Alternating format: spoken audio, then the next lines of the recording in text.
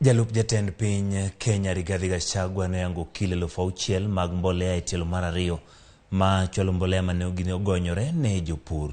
Mbolea go igeno ni biro chopo ne jopur majan ma pacho kae mar neno ni majan ma gipidho nyak e yo makare kendo bero nengo mwandu no e chirni mag pinje maoko.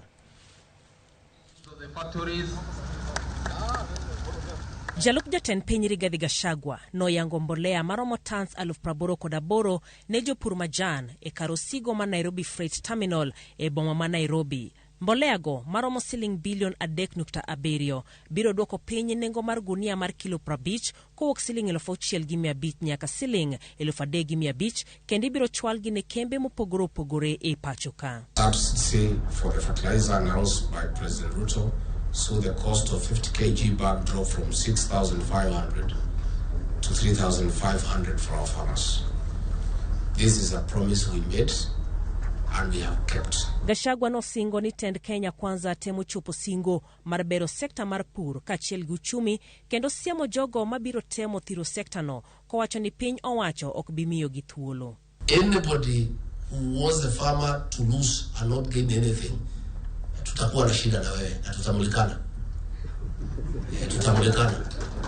Sababu huyu mkulima huyu ameumia miaka mingi sana. Bende no seyo jogo matemo ng'iko sekta ma majan kalure gi weche telo kendo kwayo jotend sekta no mondo oti kanyakla e konyo jopurgo. Okwayo jotelo ma oyiere sekta no mondo ti matek e neno ni gibero yuto mag jopur. We request them to allow the directors in office to do what they were elected to do.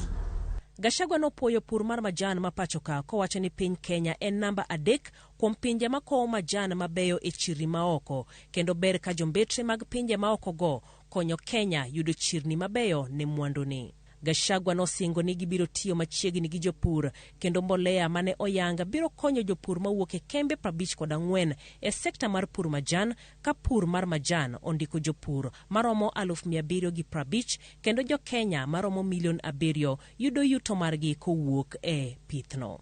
The flagging of this second consignment of fertilizer to tea growers across the nation will ease the burden of farmers in a great way.